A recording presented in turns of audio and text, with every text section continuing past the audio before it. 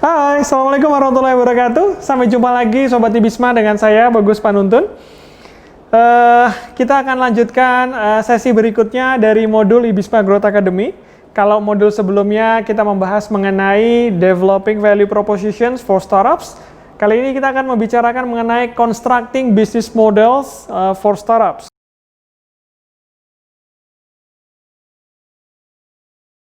Nah, melanjutkan dari yang sebelumnya, teman-teman, kalau teman masih ingat mengenai dua map yang ada di value propositions, yaitu adalah customer profile dan juga value map, yang sebenarnya kalau teman-teman lihat di dalam business models, itu ada di antara 2 dari 9 parameter.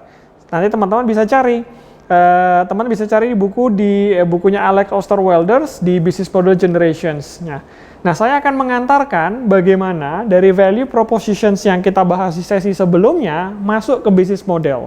Nah, yang teman-teman perlu perhatikan adalah ketika bicara di value proposition sebelumnya, ada 2 yang harus dilihat. Pertama, apakah teman-teman sudah meng-create value buat customer startups teman-teman sekalian? Itu yang pertama. Yang kedua, apakah teman-teman sudah create value buat bisnisnya teman-teman?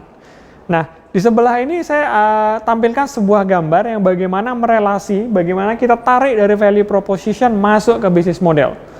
Di situ teman-teman bisa lihat, ketika di value propositions yang untuk creating value for your customers, maka teman-teman akan lihat di sisi sebelah kanan dan juga yang value map ada sisi di sebelah tengah. Nah, 9 blok yang mendasari konsep business model Canvas yang nanti teman-teman akan mengisi semuanya, itu antara lain terdiri dari apa? Satu, terdiri dari customer segment, sama seperti kemarin. Yang kedua, value propositions.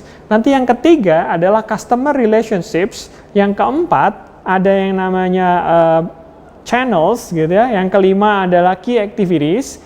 Keenam adalah key partners, dan juga kemudian key resources. Nah, baru baseline yang paling penting di antara keduanya adalah cost structure sama revenue streams.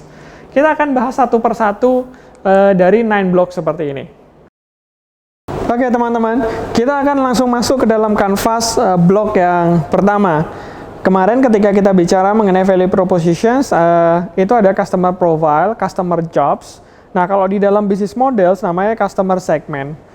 Nah, ada beberapa tipe dari customer segment yang mungkin perlu diperhatikan di sini. Yang pertama adalah apakah segmen tersebut merupakan mass market. Yang kedua adalah apakah segmen tersebut niche market. Jadi kalau mass market itu yang skala besar, tapi kalau yang niche market itu yang kecil tapi cukup spesifik. Nah, apakah kemudian masuk segmen yang segmented ataupun mungkin diversify? Dan jangan salah, ada yang kelima, yaitu ada multi-sided platform atau multi-sided market. Sehingga dari 5 tipe customer segment ini teman-teman perlu memperhatikan dia masuk customer yang mana. Nah, kemudian yang kedua adalah bicara mengenai value proposition-nya. Nah, di poin ini, di dalam business model yang perlu diperhatikan adalah apa? What value do we deliver to customers? Apakah nilai yang mau kita deliver ke customers? Nah, di sini kita harus perhatikan ada beberapa elemen-elemen yang sifatnya adalah non-exhaustive list atau list yang tidak akan pernah habis untuk digali dalam menciptakan value creations. Antara lain pertama, satu, bicara soal newness atau kebaruan. Nah, yang kedua adalah berbicara soal performance atau kinerja. Yang ketiga bicara customizations. Jadi teman-teman bisa mengcustomize sehingga berbeda dari yang sebelumnya. Terus kemudian ada juga value yang sifatnya adalah getting the job done. Yang penting pekerjaannya customer selesai gitu ya. Mau gimana caranya pokoknya selesai. Nah, ada juga value creations yang fokus di design. Bagaimana desain itu bisa menarik. Ada juga brand and status. Karena dari beberapa startup atau beberapa bisnis ketika dia mendevelop value, ada yang tidak cuma berkutat pada produknya, tidak. Tapi justru berkutat pada bagaimana mengembangkan brand dan status kalau beli barang ini, gitu. Dan itu bisa menjadi value yang pembeda. Nah, terus kemudian yang paling umum adalah soal price. Terutama bagi customer yang sifatnya adalah price sensitive, maka price ini menjadi yang paling penting. Kemudian berikutnya diikuti oleh cost reductions. Jadi ketika dia sudah bicara mengenai price sensitivity, maka biasanya mereka akan bicara mengenai cost reductions. Nah, aspek berikutnya juga yang perlu diperhatikan mungkin sifatnya adalah risk reductions.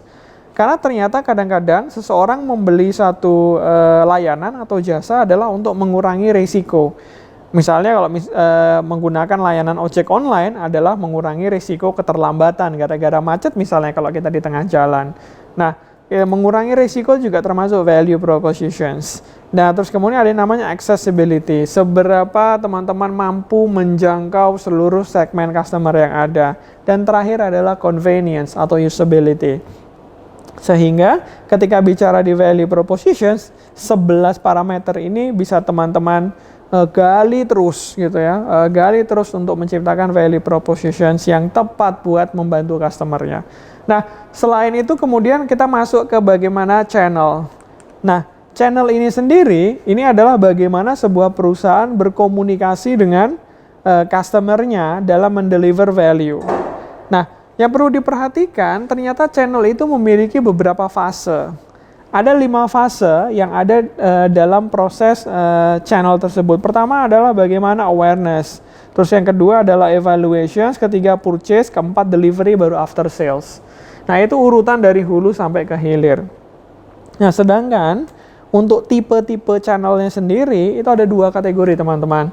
Kategori pertama adalah kategori channel yang dimiliki sendiri oleh startups atau teman-teman, ada yang harus berpartner atau bermitra dengan perusahaan lain karena teman-teman tidak miliki channel tersebut. Nah, sehingga dari 2 tipe ini ada yang sifatnya direct dan ada yang sifatnya indirect. Nanti teman-teman bisa gali, teman-teman akan masuk atau menggunakan jalur distribusi yang mana yang paling tepat untuk mendeliver value tersebut. Berikutnya adalah customer relationships. Nah, hal ini akan menjadi satu poin kritikal, yaitu adalah bagaimana tipe relationship yang teman-teman akan bangun kepada customer. Jadi selain di value proposition teman-teman sudah menyiapkan the best value for customers, tapi teman-teman harus memikirkan gimana caranya untuk memaintainnya. Bagi beberapa perusahaan ada beberapa cara yang bisa dibangun. Pertama adalah bagaimana membangun yang namanya personal assistance. Jadi ada bisnis-bisnis yang benar-benar dia itu service level agreement-nya terhadap customers itu tinggi sekali sampai harus menyediakan personal assistance atau asisten pribadi seperti itu gitu. Nah, terus kemudian yang kedua ada yang kemudian dedicated personal assistance. Nah, ada juga nanti yang sifatnya self-service. Nah, self-service biasanya akan berlaku pada masyarakat atau customer yang sudah cukup mandiri, mereka bisa lakukan dengan self-service. Zaman teknologi digital ada yang keempat namanya automated services. Nah, automated services akan sangat berpengaruh apabila startup atau bisnis teman-teman itu adalah yang padat teknologi atau boleh dibilang menggunakan teknologi-teknologi untuk membangun relationships dengan customers. Nah, yang terakhir adalah communities dan co-creations. Nah, bagi yang bisnisnya melibatkan satu niche market tertentu, maka communities akan sangat berpengaruh. Bagaimana membangun komunitas-komunitas yang mensupport dari produk atau layanan tersebut. Atau malah co-creations. Jadi antara startups dengan pebisnis maka akan bekerja sama untuk menciptakan value. Biasanya itu dimunculkan dari adanya feedback-feedback yang selalu digali oleh startups yang feedbacknya dikeluarkan oleh customers. Nah, setelah tadi kita bicara mengenai customer segments, terus kemudian setelah mengenali customernya, kita harus memastikan value yang kita deliver adalah value yang benar-benar cocok sesuai dengan customer segment kita. Nah, kemudian setelah kita temukan value yang cocok dengan customer, maka teman-teman harus memikirkan bagaimana cara mendelivernya, mikirin channelnya seperti apa. Nah, kalau channelnya sudah kepikiran, maka yang teman-teman pikirkan adalah bagaimana cara maintain. Jadi nggak cuma sekedar penetrasi terus ketemu dengan klien, tapi di maintain terus-menerus. Itu customer relationships. Ujung-ujungnya dari sekian parameter itu adalah soal revenue streams. Karena kembali ke awal, jadi apakah value propositions itu bisa create value buat customers? Nah, revenue stream ini adalah apakah value tersebut bisa bermanfaat atau create value buat bisnis. Nah, ketika kita bicara di revenue streams, begitu banyak startups yang boleh dibilang memiliki fokus atau target yang berbeda-beda gitu. Ada yang dia fokusnya dalam menciptakan revenue antara lain menggunakan konsep asset sale atau penjualan aset. Nah, terus kemudian ada juga yang dia berdasarkan usage fee atau boleh dibilang biaya pemakaian, biaya penggunaan. Jadi kalau menggunakan layanan ini ada yang namanya usage fee atau ada yang namanya subscription fee atau biaya berlangganan. Nah, biasanya yang sifatnya usage fee, subscription fee, dan nanti ada namanya renting fee, itu untuk yang startup digital. Tapi untuk yang lainnya, itu ada yang sifatnya brokerage fee, dan bahkan ada pemasukan yang kadang-kadang bagi startup baru ini belum cukup esensial, namanya advertising. Tapi bagi startup yang sudah mulai running, ya, sudah mulai traction-nya banyak atau jumlah user penggunanya mulai banyak, maka sudah mulai terbuka pada opportunity advertising atau iklan, sehingga teman-teman bisa dapat revenue juga dari situ. Nah, itu soal mengenai ada beberapa jalan untuk mengenerate revenue. Nah, tapi untuk bisa mendapatkan revenue dan kemudian harus difikirkan berikutnya adalah strategi pricing, teman-teman. Karena pricing terlalu tinggi, customer juga tidak serta-merta langsung membeli layanan kita. Tapi juga pricing terlalu rendah, maka juga customer akan berpikir 2 atau 3 kali apakah benar yang kita berikan itu worth it gitu ya. Nah, dengan memahami pricing mechanism, itu ada 2 kategori. Pertama adalah yang fixed menu pricing. Nah, yang fixed menu pricing ini, itu antara lain yang sifatnya fix. Contoh misalnya ada yang namanya daftar harga atau list price. Kalau teman-teman datang ke layanan usaha-usaha konvensional, misalnya kayak ke rumah makan dan sebagainya, terkadang mereka sudah memberikan daftar harga, baik itu ditulis di dinding ataupun di buku menu. Gitu. Ada juga yang fixed menu berdasarkan product features. Jadi featuresnya A itu harganya segini, featuresnya B harganya segini, gitu kan? Featuresnya C harganya segini. Atau ada yang sifatnya fixed menu pricing itu berdasarkan customer segment. Satu layanan yang sama itu bisa punya harga yang berbeda. Kalau teman-teman misalnya datang ke tempat pariwisata, misalnya kayak Borobudur, itu harga tiket untuk wisatawan lokal dan harga tiket untuk wisatawan mancanegara, tempatnya sama, tapi harganya berbeda. Nah, itu fixed menu tapi beda customer segment atau volume. Semakin banyak volume transaksinya maka pasti akan semakin tinggi, tapi satuannya tetap sama. Nah, yang kedua adalah bicara soal dynamic pricing. Nah, di dynamic pricing ini ada 4 parameter yang perlu diperhatikan karena menghasilkan dynamic pricing itu tidak mudah. Pertama adalah negosiasi, harga yang lahir dari negosiasi. Maka platform atau startups yang menggunakan dynamic pricing itu harus punya mekanisme negosiasi antara perusahaan dengan customer-nya. Yang kedua adalah yield management. Nah, ini juga agak sulit untuk diterapkan karena dia harus punya sistem untuk mengelola berapa yield yang dihasilkan. Berikutnya ada namanya berdasarkan real time markets.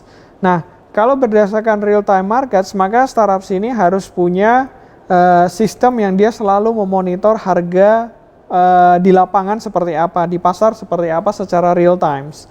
Nah, yang terakhir adalah auctions atau pelelangan. Nah, di sini lelang akan sangat bergantung dari pendaftar atau peserta lelang yang kemudian nanti menghasilkan harga tertinggi. Nah, pricing mechanism 2 ini bisa menjadi metode dalam mencari revenue stream buat perusahaan atau startups. Seperti di awal tadi saya sampaikan, yang paling penting adalah bagaimana value tersebut teman-teman bisa dapatkan, terus kemudian bisa memonetize-nya. Nah, revenue stream ini adalah effort teman-teman untuk memonetize dari value tersebut. Oke, baik teman-teman. Kita akan masuk pada elemen berikutnya yang ada di sebelah sisi kiri dari bisnis model canvas kita, yaitu adalah key resources. Di mana key resources adalah apa saja yang merupakan aset yang paling penting untuk agar bisnis kita itu bisa berjalan atau bisnis kita itu bisa dijalankan dengan sebaik-baiknya. Nah, ada 4 kategori yang bisa kita kategorikan sebagai key resources. Yang pertama adalah aset yang sifatnya fisik, gitu ya. Yang kedua adalah aset yang sifatnya intelektual atau aset intelektual. Yang ketiga adalah aset yang sifatnya human atau SDM, ataupun juga aset yang sifatnya finansial. Jadi dari 4 aset ini bisa kita kategorikan sebagai tulang punggung dari key resources bisnis kita. Nah, kemudian yang berikutnya teman-teman, ada yang namanya key activities. Nah, di key activities adalah hal-hal yang paling penting bagi sebuah perusahaan yang harus lakukan.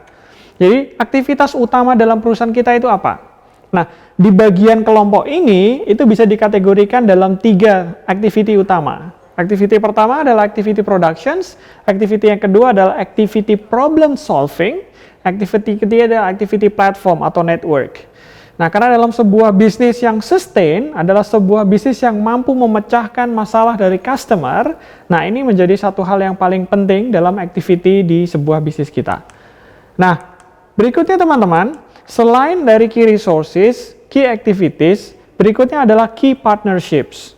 Nah, ketika kita bicara key partnerships di sini, kita akan bicara bagaimana kita membangun network atau jaringan, baik itu dengan suppliers maupun dengan mitra bisnis. Nah, suppliers, mitra bisnis itu bisa yang sifatnya strategic alliance, gitu ya. Terus kemudian yang berikutnya adalah sifatnya co-opetitions, gitu ya. Kemudian joint ventures maupun buyer-supplier relationships. Nah, 4 tipe partnerships ini yang umum banyak di develop dalam dunia bisnis sekarang, gitu ya. Nah, selain bicara tipe mengenai partnerships, kita juga mungkin perlu membahas mengenai apa sih motivasi kita pengen berpartners, gitu ya. Karena zaman sekarang sudah eranya kolaborasi, maka tadi di depan saya sampaikan co-opetitions, bukan competitions, gitu ya. Nah, maka motif dalam berpartner ini juga perlu untuk jadi pertimbangan ketika teman-teman membangun bisnis model. Paling tidak, itu ada tiga motivasi teman-teman untuk membangun partnerships dengan mitra bisnis. Yang pertama adalah soal mengoptimize dan juga membangun economic of scales. Gitu ya. Yang kemudian kedua adalah soal bagaimana upaya untuk mengurangi risiko, gitu ya, dan juga ketidakpastian. Jadi kalau semua dihandle sendiri, maka risiko akan ditanggung sendiri. Tapi apabila bisa berpartner dengan mitra yang punya core kompetensi yang solid di situ, maka risiko dari yang kita tidak mampu itu bisa dihadapi oleh yang punya core kompetensi. Terus yang motif ketiga adalah apa? Motif ketiga adalah mengakuisisi sebagian resources ataupun activity. Karena kita tidak bisa menghandle semua activity, gitu ya. Tapi kita bisa juga ingin mengakuisisi satu bagian saja, gitu. Nah, sehingga itu menjadi bagian yang melengkapi dari bisnis proses kita yang di-provide oleh partners kita.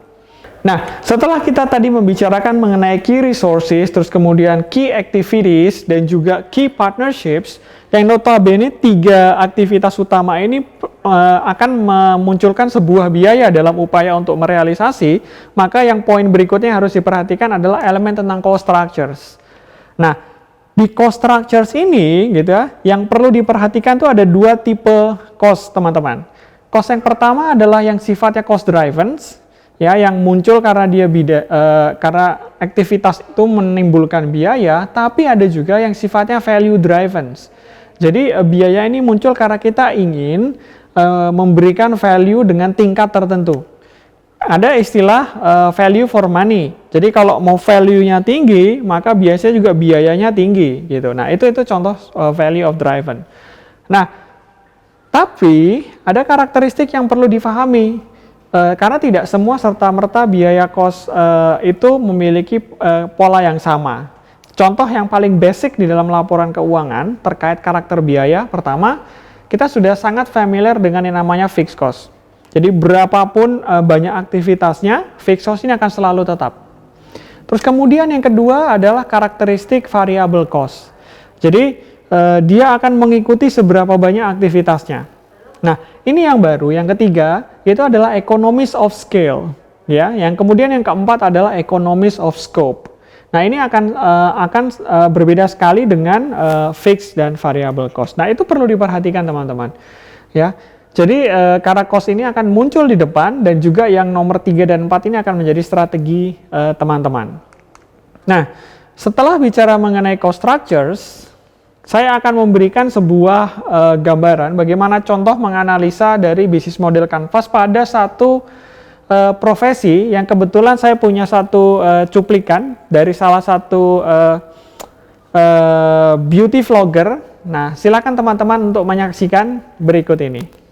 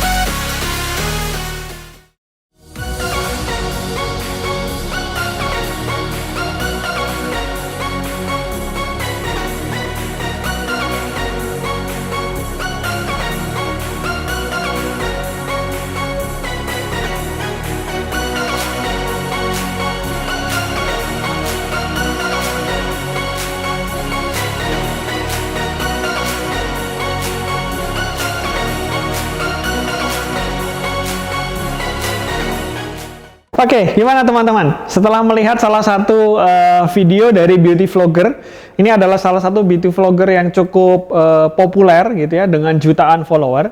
Nah, kalau kita mau coba bedah bagaimana sebenarnya bisnis model kanvasnya beliau, karena beliau ini juga berbisnis dari profesinya sebagai vlogger. Di sini, ketika kita memetakan bisnis model kanvasnya, pertama adalah ketika dia harus mencari tahu siapa customer segmen yang mau dia sasar. Nah, karena dia vlogger, maka yang mau disasar adalah para ladies gitu ya, yang penyuka key style gitu ya. Umumnya key style, karena dia sendiri ladies, dia akan mencontohkan tutorial juga kepada ladies gitu. Terus kemudian yang berikutnya adalah apa sih value proposition yang bisa dia deliver. Jadi si Pony ini dia bisa untuk mendeliver berupa apa? Antara lain misalnya dengan tutorialnya itu sendiri, terus kemudian review. Nah, review ini bisa review yang berbasis produk ataupun activity tutorial saja. Nah, kemudian berikutnya adalah bagaimana cara Pony untuk membangun relationship. Biasanya karena dia dari Korea, maka dia menggunakan line groups gitu ya, karena familiar sekali di sana, dan di Indonesia juga sangat familiar dengan line groups. Kemudian berikutnya adalah giveaway. Makanya kalau teman-teman lihat event atau vlogger-vlogger pasti ada giveaway, bagaimana membangun relationship. Bisa juga dengan meet up, karena dia juga public figure atau artis. Nah, untuk channel, dia pasti akan manfaatkan yang terutama yang berbayar, misalnya seperti YouTube, atau yang bisa segmented atau targeted, baik itu Instagram maupun juga blog. Nah, berikutnya adalah apa? Berikutnya adalah key activities. Activitiesnya dia apa di sini? Tentu adalah membuat video dan membuat konten. Salah satu yang teman-teman sudah lihat tadi adalah produk dari key activitiesnya. Terus kemudian berikutnya adalah activities berikutnya adalah following the trend. Jadi kalau misalnya ada yang lagi viral gitu ya, ada yang lagi menjadi trending topics di dunia kecantikan, dia langsung mempraktekkan tutorialnya. Nah, itu juga sangat penting sekali. Nah, kemudian untuk key resources, nah ini apa saja yang harus dimiliki. Nah, kalau dia boleh dibilang vlogger mandiri, pasti dia akan butuh kamera, lighting gitu ya. Tapi kalau dia sudah vlogger profesional seperti Pony, itu nanti akan butuh make up, wardrobes, dan juga peralatan-peralatan pendukung kayak fashion collection dan lain sebagainya gitu. Nah, terus kemudian dia harus berpartner sama siapa? Dia pasti akan berpartner dengan beauty community. Karena di dunia kecantikan itu juga ada yang segmen-segmen tertentu, ada komunitas-komunitas tertentu. Misalnya kalau di Indonesia ada komunitas hijaber, ada komunitas yang key styler, atau mungkin ada komunitas-komunitas yang style Harajuku gitu ya, atau waifu. Itu penting gitu bagi vlogger. Nah, setelah key partners, nah maka harus dihitung semuanya, cost structure-nya bagaimana gitu ya. Habis itu baru dia harus mikirin gimana caranya supaya bisa dapat revenue streams. Karena ini yang paling penting. Contoh misalnya, karena dia menggunakan platform YouTube, dia bisa dapat YouTube Ads di situ. Semakin banyak produk yang dia endorse di dalam tutorialnya, maka akan semakin banyak juga prinsipal atau pemegang merek yang kemudian bersedia beriklan di situ, baik secara digital lewat YouTube ataupun karena produknya digunakan. Nah, ini sekedar contoh bagaimana bisnis model bagi seorang beauty vlogger, teman-teman. Kira-kira dia bisa punya pendapatan lain nggak selain dia dapat dari YouTube Ads maupun dari endorsement fee? Bisa.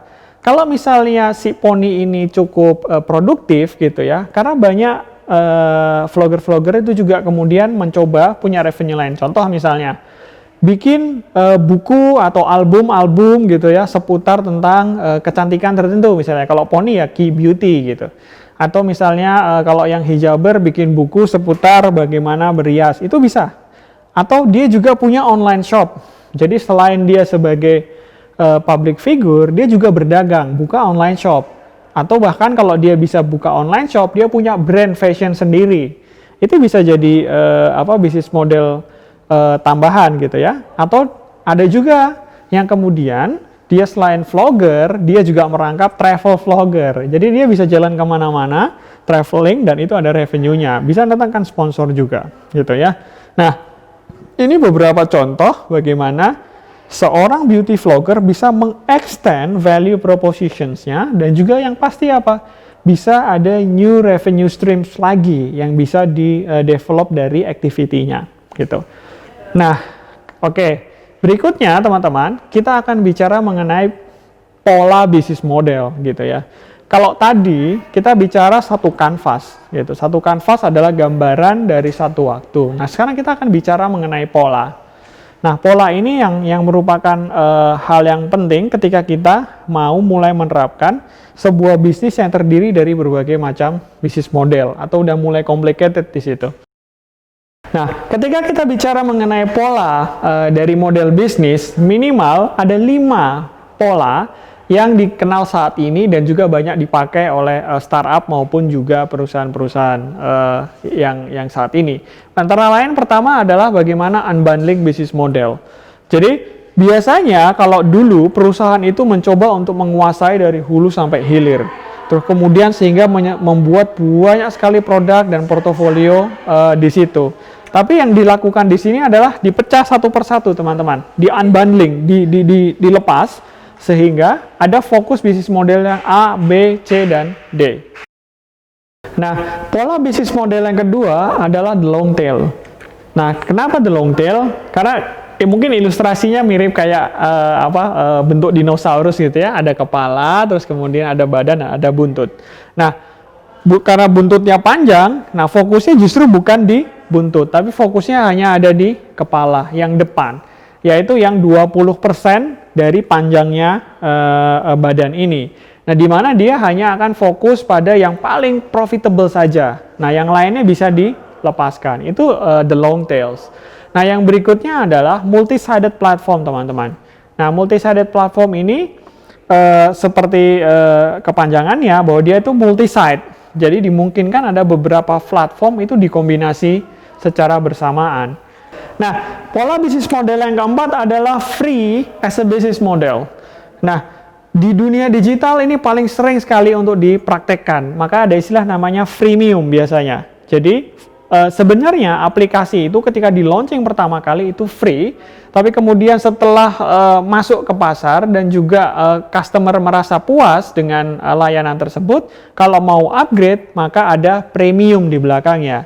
Atau ada biaya yang harus dibayar untuk masuk pada tahapan berikutnya. Nah, freemium ini atau free as a business model di dunia digital sudah sangat lazim dan sangat banyak sekali. Nah, plus juga ketika di dunia digital ada bisnis model yang kelima, yaitu adalah open as a business models. Jadi sesuai dengan katanya open. Jadi dalam proses mendevelop sistemnya maupun mendevelop bisnis modelnya itu sangat terbuka dari semua pihak untuk memberikan kontribusi sehingga menghasilkan produk jadi. Mungkin kalau ada istilah yang mengatakan co-creations gitu ya. Nah, itu juga memungkinkan terjadi karena open bisnis modelnya. Nah, 5 bisnis model ini yang sangat sering digunakan oleh startup saat ini. Nah, yang jadi pertanyaan adalah bisnis teman-teman akan menggunakan pola bisnis model yang mana? Itu yang paling penting. Teman-teman harus menentukan sejak dini sehingga nanti pada saat mengupayakan proses launch-nya atau penetrasinya itu bisa menjadi lebih lancar pada saat masuk ke market. Ini yang paling penting teman-teman. Saat ini kita juga sekarang sudah masuk di era COVID, sehingga ketika kita bicara bisnis model, banyak perusahaan-perusahaan yang harus berpikir gitu ya, berpikir kembali mengenai bisnis model. Kenapa? Karena bisnis model is a living strategy.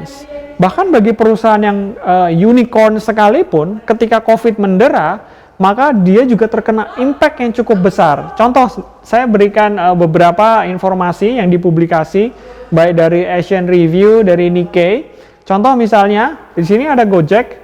Gojek yang sampai kemudian meng-cut off sekitar 9% atau hampir 10% dari biaya manpower-nya. Terus kemudian seperti Grab yang dia harus meng-cut off 5% dari global jobs-nya.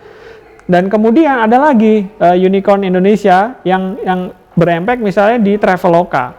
Traveloka juga sama. Bukalapak juga harus melakukan activity downsizing juga, gitu ya.